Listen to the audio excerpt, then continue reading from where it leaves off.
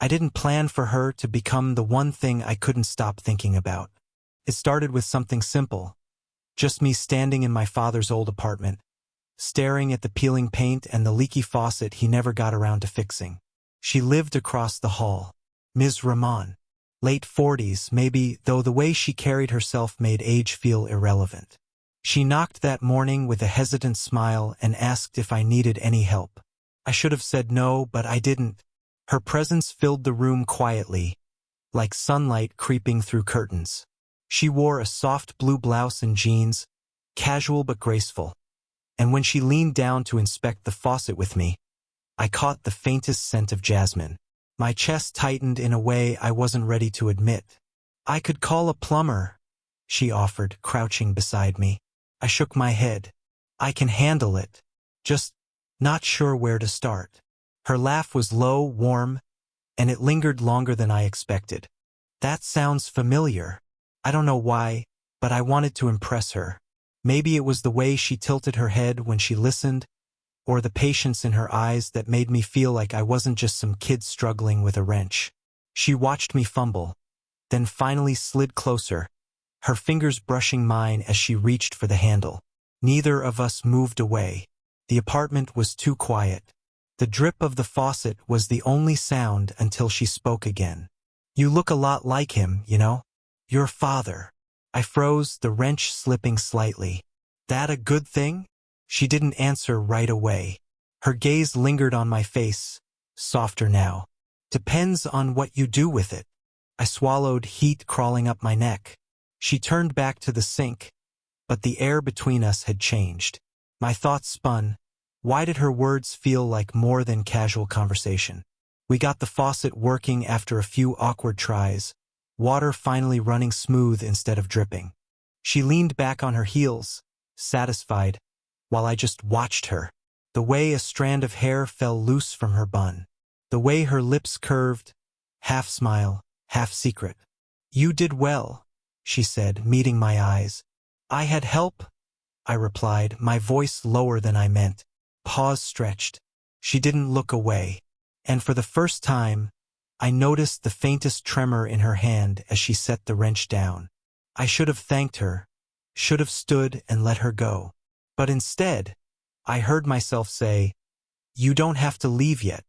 Her breath caught, almost imperceptibly, and she pressed her palm flat against the counter as if steadying herself. Then, after a long silence, she said softly, "Maybe I don't want to." The drip of the faucet had stopped.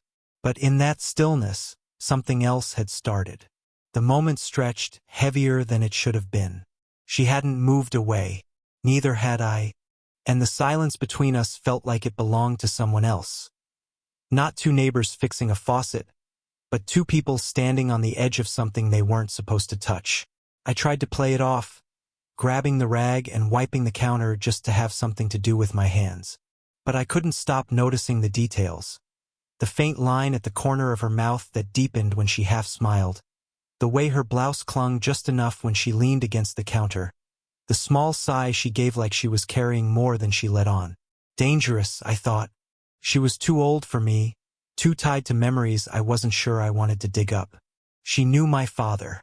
Maybe even cared for him in ways I hadn't understood. That alone should have been enough reason to keep a distance. But then she said, almost under her breath, "It's strange being in here again." I looked up. Again. She hesitated, fingers tracing the edge of the counter. "Your father and we used to talk. A lot. Usually in this kitchen." I blinked. "About what?" Her eyes softened, far away. "About how lonely it can be. About regrets." She caught herself, straightening. "Sorry. That's not something you need to hear." My chest tightened. She'd just let a door crack open. One I wasn't sure I should step through, but I wanted to, more than I should have. "I don't mind," I said quietly. She studied me for a long moment, as if weighing whether I meant it. Then she gave a small, tired smile. "You're kind. That's rare." Something twisted inside me, because it wasn't kindness I was feeling.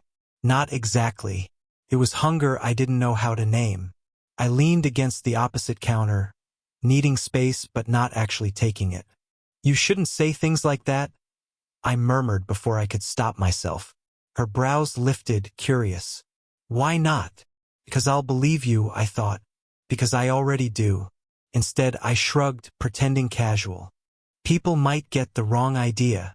She laughed softly, though there was no humor in it. "Maybe they'd be right."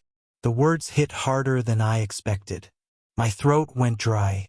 She didn't look away, and for the first time I thought she might be just as conflicted as I was. A beat passed. Then she reached for the rag in my hand, her fingers brushing over mine. "Not an accident this time."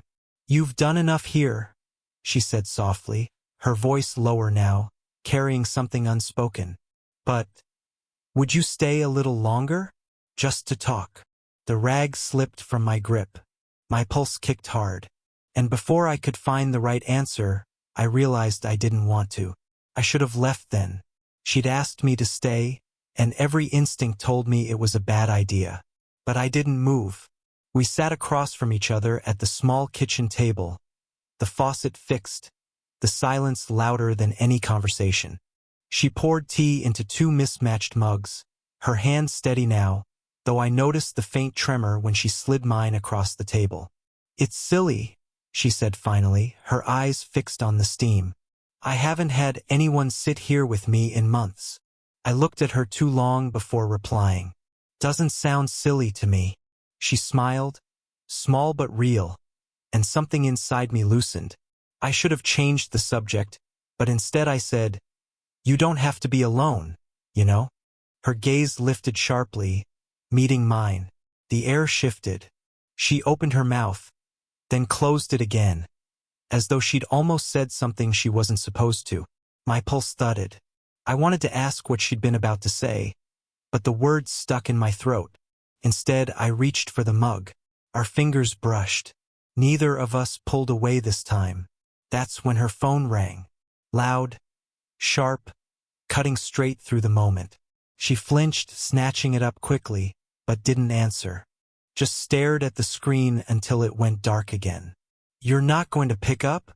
I asked carefully. Her lips pressed together. "No, it's no one important." But her voice betrayed her. Too quick, too defensive. The silence that followed was heavier now.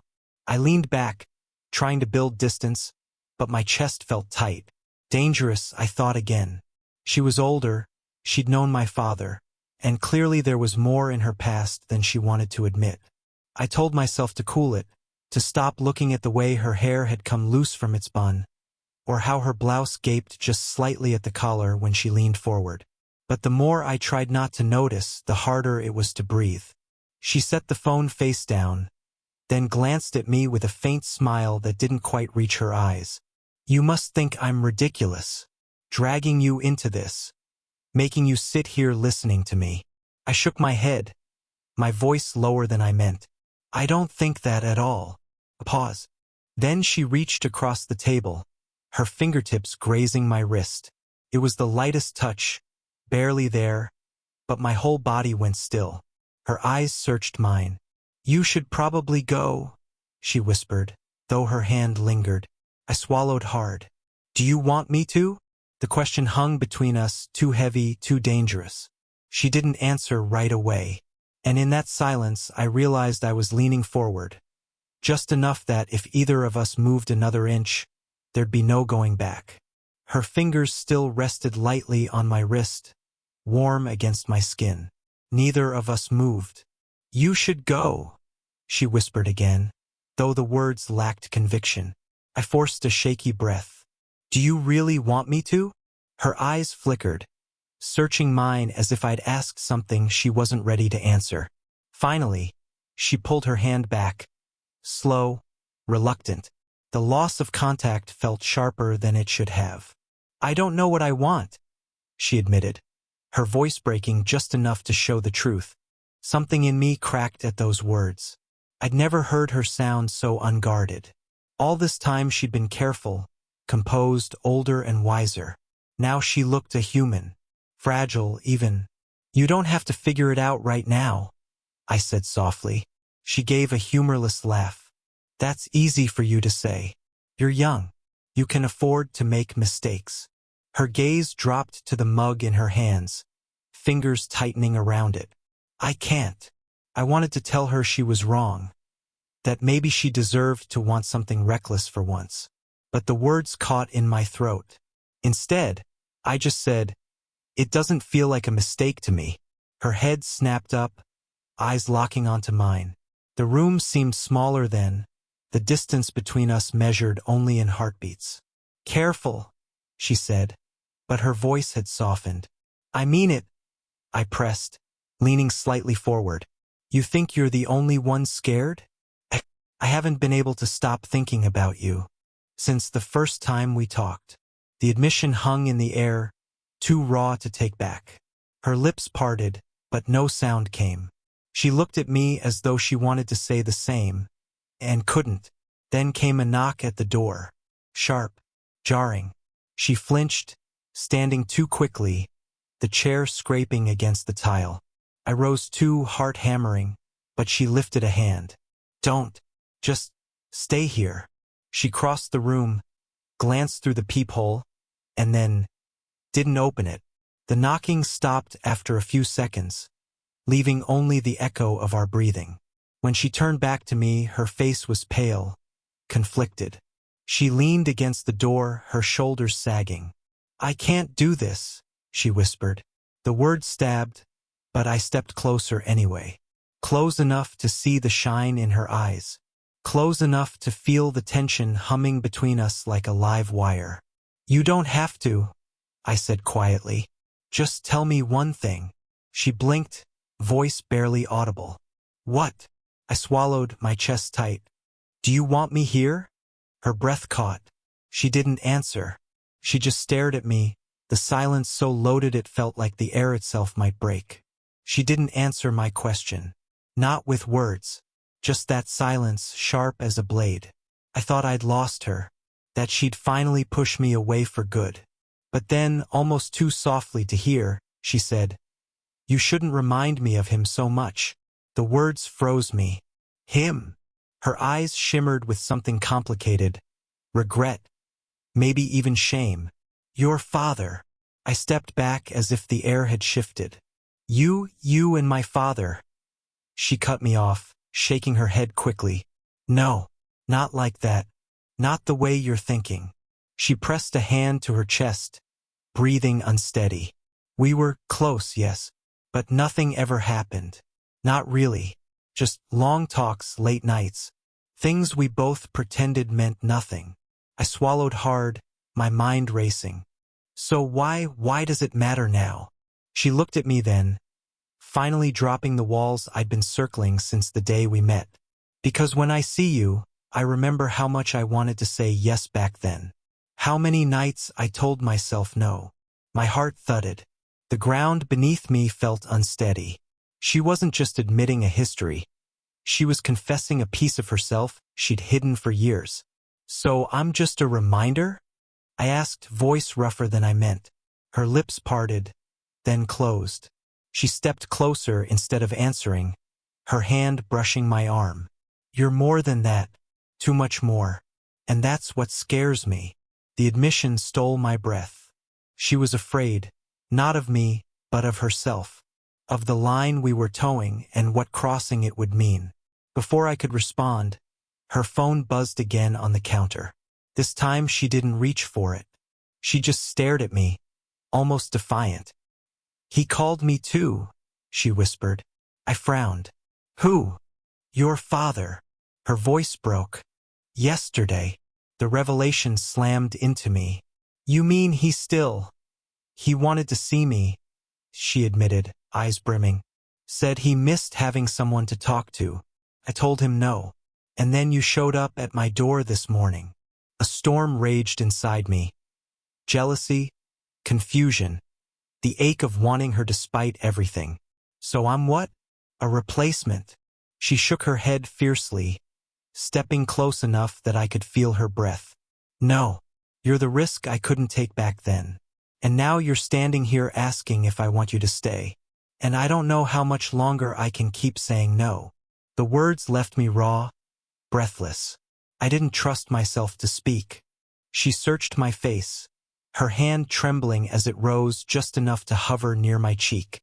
Then she froze, lips parted, eyes locked to mine. "Tell me," she whispered, her voice breaking. "Am I wrong to want this?" And the world seemed to hold its breath, waiting for my answer. Her question cut through me. Am I wrong to want this? For a moment, I couldn't breathe. Every reason I should step back pressed against me. Her age, the shadow of my father, the risk of destroying something fragile before it even began. But then I saw her hand trembling, caught between reaching for me and pulling away. "No," I said finally, my voice low, steady. "You're not wrong." Her breath shuddered out. She looked at me as if those words undid years of silence she'd kept locked inside. "Still," she whispered, "this could ruin everything. Or it could be the only thing that makes sense," I countered. She closed her eyes as if steadying herself, and when she opened them again, there was no wall left between us. Slowly, she let her hand touch my cheek, tentative, almost afraid. The warmth of her palm against my skin made my chest ache in a way I'd never known. I leaned into her touch without thinking. "I don't want to pretend anymore," I murmured. Her lips parted, and for a second, I thought she'd say she felt the same. Instead, she asked, "Do you know what you're asking for? What it would mean for me?" I swallowed hard. "I know I don't want to spend another day wishing I'd said something." She searched my eyes as if looking for the boy in me, and maybe the man I was trying to be. Then, with a trembling breath, she whispered, "Neither do I." The distance between us disappeared. Her forehead rested against mine. A simple, desperate contact that carried more weight than any kiss could have in that moment. We stayed like that, the world small and impossibly still, until finally she whispered, "If we do this, we can't take it back." "I don't want to," I said without hesitation. A pause. Then, slowly, her lips brushed mine. Tentative, questioning, like she was giving me one last chance to pull away. I couldn't. The kiss was soft, almost fragile, but it broke something open in both of us. She pulled back just enough to look at me, her eyes wet, her voice shaking. "I thought I'd buried this part of myself a long time ago." I pressed my hand over hers where it still cupped my cheek. "Then let me help you find it again." She gave a shaky laugh, half sobs caught in it, and pulled me closer, resting her head against my shoulder. For the first time that day, the silence didn't feel dangerous. It felt like a promise. And though nothing about our situation was simple, I knew one thing with absolute certainty. Neither of us was walking away now. I never imagined that fixing a leaky faucet would change everything. But looking back now, I realize it wasn't the faucet. It was her. That night, after we kissed, we didn't rush into anything reckless. We just stayed there, holding on to the silence, letting it say the things we weren't ready to. It wasn't perfect. It wasn't easy. But for the first time, neither of us felt alone. She told me the truth about her past with my father. The long talks, the quiet evenings, the regrets they never spoke aloud. And I told her my truth, that I'd been drawn to her from the start, no matter how hard I tried to fight it. We laid our fears bare, side by side at that small kitchen table. The biggest change wasn't the kiss. It was the moment we stopped pretending.